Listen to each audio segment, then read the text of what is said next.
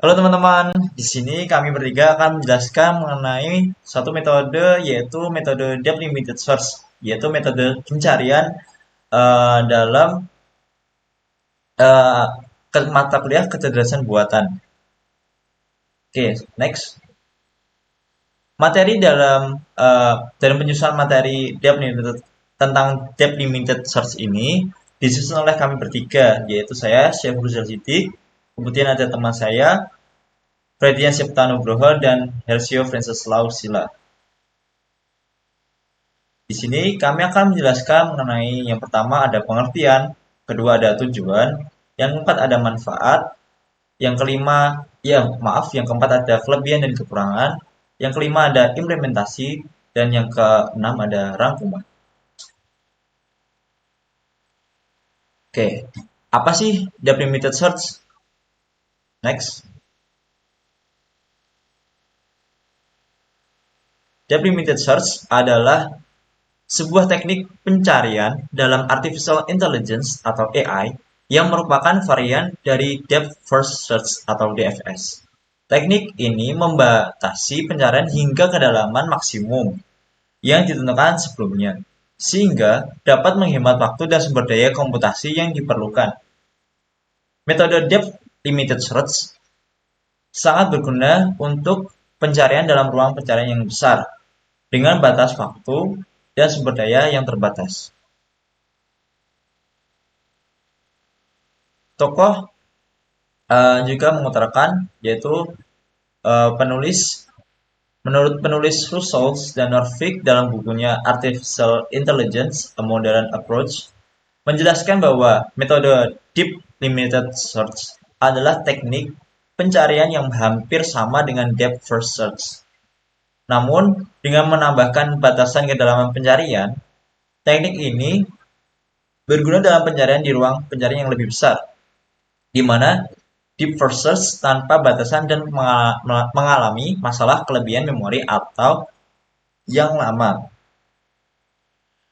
Dalam konteks pencarian, maaf, bahwa uh, metode deep limited search dapat diterapkan dengan mudah dalam masalah struktur pohon atau graf dan dapat digunakan untuk mencari solusi pada masalah seperti pencarian rute peta, pencarian jalur pada papan permainan, dan lain sebagainya. Next. Dalam buku yang lain, dijelaskan oleh Hari Krishna dan S. Ramakrishna dalam bukunya Search in Artificial Intelligence, bahwasanya deep limited search dibahas dalam konteks pencarian heuristik. Teknik ini dianggap sebagai metode sederhana dan efektif untuk melakukan pencarian heuristik dengan mempertimbangkan faktor kedalaman dan biaya solusi. Dalam konteks pencarian heuristik, pencarian yang dilakukan tidak selalu mencapai titik solusi, namun mencoba untuk mencapai titik yang paling dekat dengan solusi. Dalam hal ini, deep limited search dapat digunakan untuk melakukan pencarian heuristik dengan menentukan kedalaman maksimum yang akan dicapai, sehingga dapat mempercepat pencarian dalam menghemat sumber daya komputasi. Dalam buku tersebut, teknik deep limited search juga dibandingkan dengan teknik-teknik yang lain seperti BFS, DFS, dan IDDFS. Dalam konteks pencarian heuristik, teknik BFS dan DFS dianggap kurang efektif karena membutuhkan waktu dan sumber daya komputasi yang lebih besar. Sementara itu, teknik IDDFS dianggap lebih efektif daripada teknik DLS karena dapat menemukan solusi optimal dengan memperpanjang pencarian secara bertahap pada setiap iterasi. Namun, teknik deep limited search tetap dianggap sebagai teknik pencarian yang sederhana dan dapat digunakan pada berbagai jenis masalah pencarian, seperti masalah optimasi, perencanaan, dan pemecahan masalah. Dari tiga pengertian tersebut dapat ditarik satu garis merah bahwasanya teknik deep limited search ini merupakan algoritma varian dari algoritma deep first search di mana pada metode pencariannya diberikan batasan atau limit dalam pencariannya. Teknik Deep Limited Search dapat mudah diterapkan pada masalah dengan struktur pohon atau graf. Dan teknik Deep Limited Search ini dianggap sebagai teknik pencarian yang sederhana dan dapat digunakan pada berbagai jenis masalah pencarian seperti masalah optimasi, perencanaan, dan pemecahan masalah. Kemudian ada tujuan. Tujuan dari metode Deep Limited Search ini yang utama yaitu sebagai untuk menghemat sumber daya komputasi dan waktu yang dibutuhkan dalam pencarian solusi. Dengan membatasi kedalaman pencarian, teknik Deep Limited Search dapat menghindari pencarian yang tidak perlu dan fokus pada pencarian solusi yang lebih dekat. Hal ini juga membantu mengurangi kompleksitas pencarian, terutama pada masalah dengan ruang keadaan yang besar. Sebagai pencarian dapat dilakukan secara lebih efisien dan menghemat waktu serta memori, terutama dalam situasi di mana memori atau waktu pencarian terbatas. Teknik Deep Limited Search ini sangat berguna dalam bidang kecerdasan buatan, seperti penerapannya pada game AI, pemetaan jalan, dan aplikasi lain yang memerlukan pencarian solusi dalam grafik dan sumber daya terbatas. Selanjutnya yaitu manfaat dari teknik Deep Limited Search yang akan disampaikan oleh teman saya Fredian Septa Nugraha.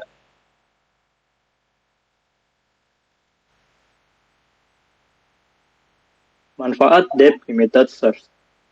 Manfaat dari Deep Limited Search yang pertama yaitu kompleksitas waktu yang rendah. Kenapa bisa dibilang kompleksitas yang rendah?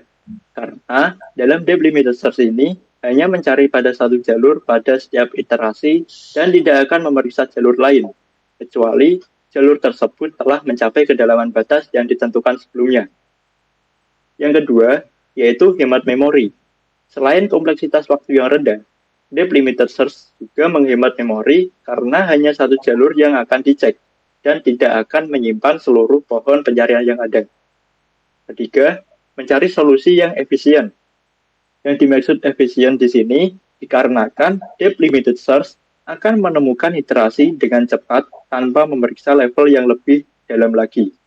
Sebagai contoh, misalkan kita memiliki sebuah pohon dengan kedalaman 4. Ketika menggunakan Deep Limited Search dengan batas kedalaman 2, maka algoritma tersebut hanya akan mengeksplorasi jalur-jalur yang memiliki kedalaman maksimum 2 dan tidak akan memeriksa jalur yang lebih dalam dari itu. Dengan cara ini, algoritma Deep Limited Search dapat mengurangi jumlah langkah yang dibutuhkan untuk menyelesaikan permasalahan dengan kompleksitas waktu yang rendah, hemat memori, dan efisien. Namun, batasan kedalaman yang ditentukan harus dipilih dengan hati-hati agar tidak mengabaikan solusi yang benar. Yang keempat, yaitu pencarian solusi dalam waktu real-time.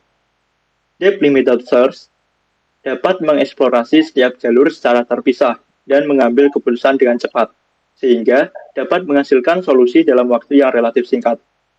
Sebagai contoh di sini, Deep Limited Search dapat digunakan dalam sistem pengenalan wajah pada keamanan komputer, di mana sistem tersebut perlu memberikan respon dalam waktu nyata saat mengenali wajah pengguna.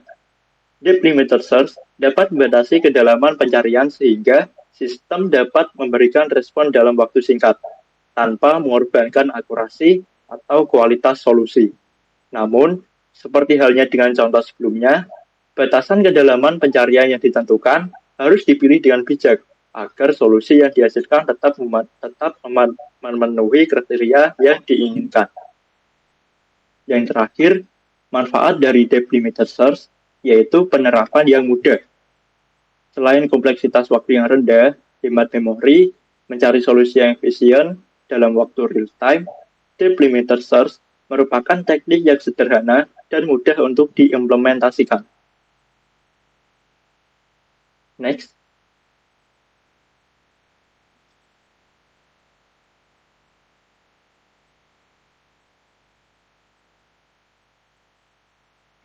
Kelebihan dan kekurangan dari Deep Limited Search. Kelebihan dari Deep Limited Search adalah mampu menghemat waktu dan memori karena hanya mempertimbangkan node dengan kedalaman tertentu. Selain itu, depth limiter search juga bisa diimplementasikan secara rekursif sehingga kode programnya menjadi lebih singkat dan sederhana. Untuk kelebihan ini, tadi saya sudah jelaskan banyak dimanfaat dari depth limiter search itu sendiri. Untuk kekurangan dari depth limiter search adalah dapat menghasilkan solusi suboptimal atau bahkan tidak menemukan solusi sama sekali jika batas kedalaman yang ditentukan terlalu kecil. Selain itu, jika grafik memiliki kedalaman yang tidak terbatas atau sangat besar, maka depth limiter search tidak efektif dan dapat menghabiskan waktu yang lama untuk menemukan solusi yang optimal.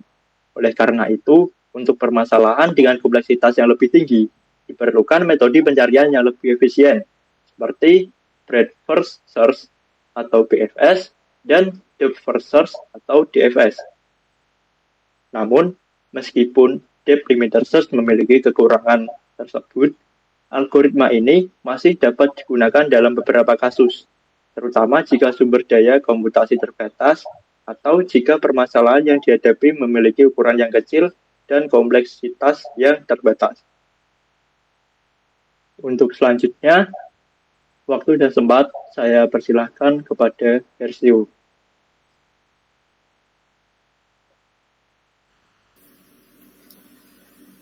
Untuk implementasi DLS atau Depth Limited Search dapat dilakukan dengan cara mengimplementasikan rekursi atau dengan menggunakan stack.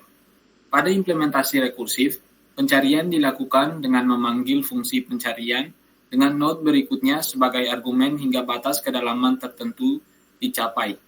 Sedangkan pada implementasi dengan stack, node ditambahkan ke stack dan diproses secara berulang sampai batas kedalaman tertentu dicapai. Nah, untuk cara kerjanya, seperti yang kita ketahui, ini adalah sebuah pohon.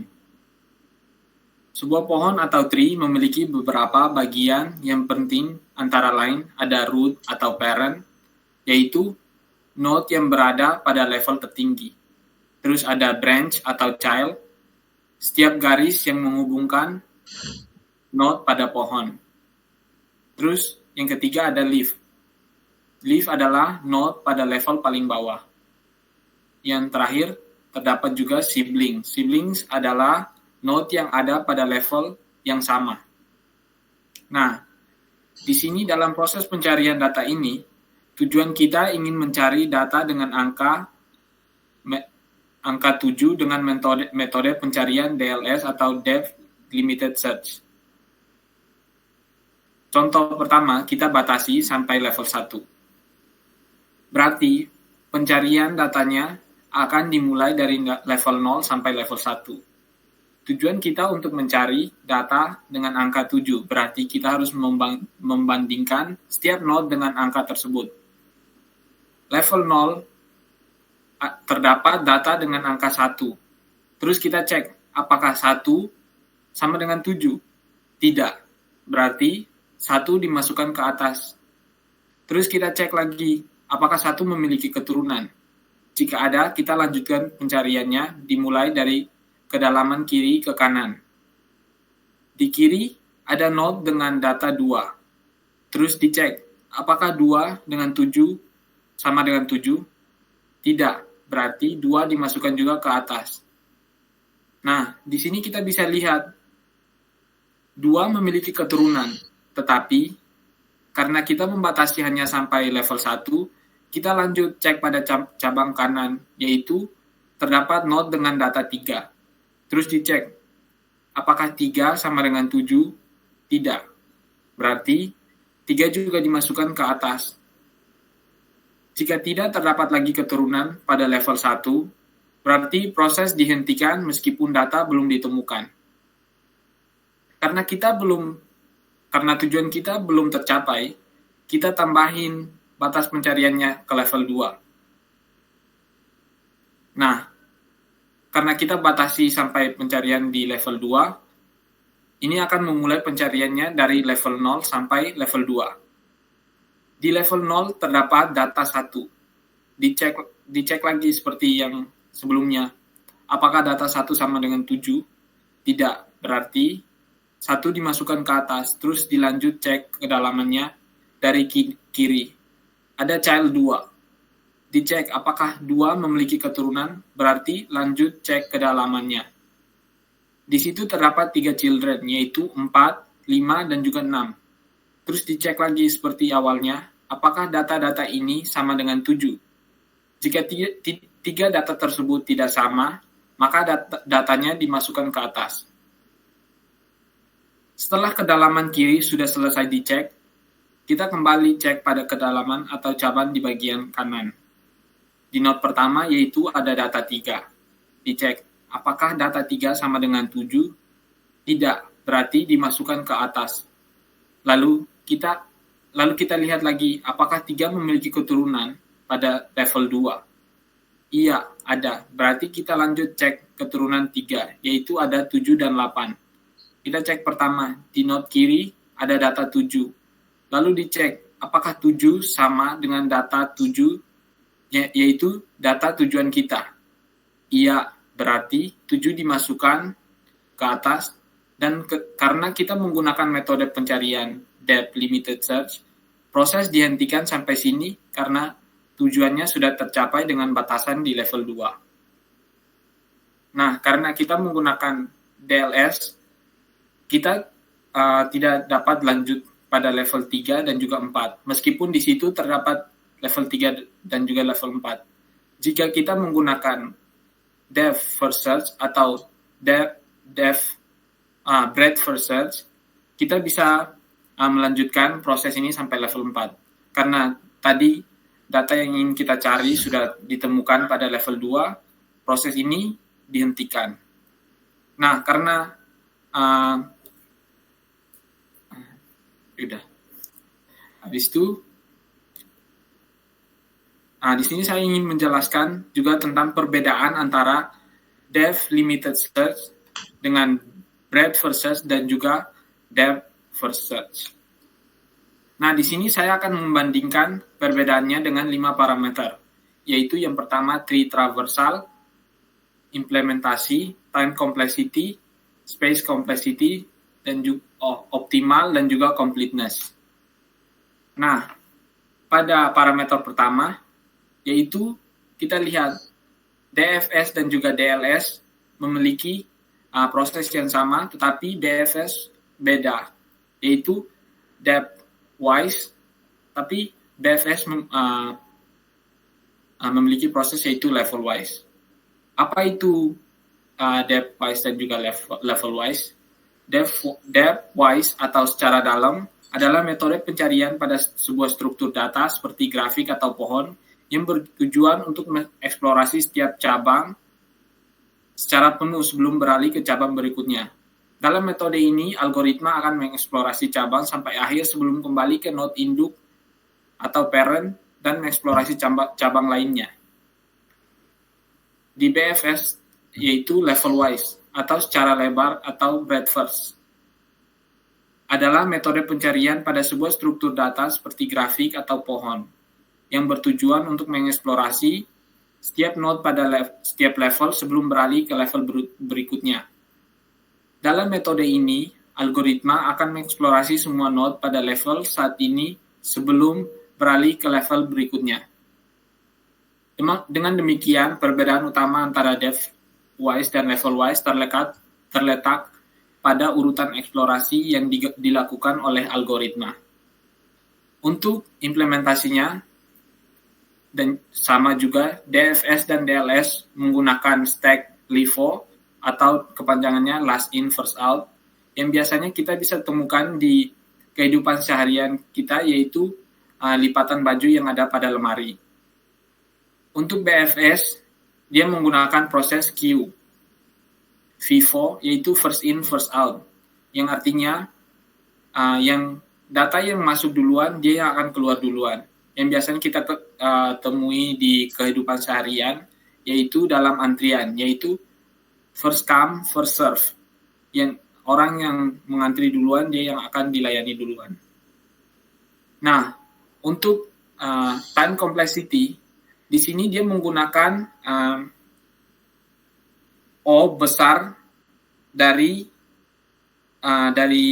B pangkat D, yaitu ia adalah notasi kompleksitas waktu yang digunakan untuk menggambarkan seberapa cepat waktu eksekusi sebuah algoritma, yaitu BOO adalah kompleksitas waktunya,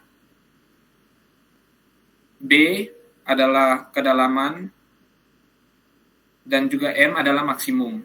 Terus di DLS, sama seperti DFS, O adalah kompleksitas waktu, B adalah kedalaman, dan juga L adalah limit dari kepanjangan yang akan diinputkan. Di time complexity di sini kita bisa lihat di DFS, DLS, dan BFS semuanya berbeda, tetap berbeda di pangkatnya, yaitu O besar dari B pangkat M, terus di DLS O besar dari B pangkat L, di BFS dari O besar dari B pangkat D. O adalah kompleksitas waktu, B adalah faktor cabang grafik atau pohon. Nah, di DFS M itu adalah maksimum, di DLS L itu adalah limit, di BFS D itu adalah kedalaman solusi yang terdalam yang dicari. Nah, di time complexity, semakin besar nilai B dan juga nilai D ataupun L ataupun D, semakin lambat algoritma tersebut. Nah, untuk space complexity sama seperti time complexity, cuma bedanya time yaitu waktu, space yaitu ruang. Semakin besar nilai yang kita inputkan, seperti nilai maksimum, nilai limit, ataupun nilai kedalaman, semakin besar pula memori yang dibutuhkan untuk algoritma. Nah, untuk parameter kelima yaitu optimal. Dalam hal keoptimalan, hanya BFS yang selalu optimal jika grafik non-weight, karena mengeksplorasi node secara berurutan dari yang paling dekat ke yang paling jauh. Sementara itu, DLS dan DFS tidak selalu optimal karena hanya mengeksplorasi satu jalur pada satu waktu. Nah, pada BFS dia mengatakan tentang grafik non-weight. Apa itu grafik non-weight? Grafik non-weight atau unweighted graph adalah jenis grafik yang tidak memiliki bobot atau nilai numerik yang terkait dengan setiap sisi atau tepi yang menghubungkan dua titik atau simpul pada grafik. Untuk kelengkapan, ketiga algoritma tersebut lengkap jika grafik terbatas. Artinya, jika ada solusi ketiganya akan menemukannya. Namun, jika grafik tak terbatas, ketiganya tidak lengkap karena dapat terjebak dalam loop yang tak terbatas. Tetapi di tabel ini kita bisa melihat DFS dia tidak selalu prosesnya berjalan dengan lancar. Dan DLS dia akan berjalan lancar, tetapi dia ada kondisi yaitu D lebih kecil daripada L, yaitu yang seperti tadi saya sudah menjelaskan. D adalah kedalaman solusi yang terdalam yang dicari, L adalah depth limit.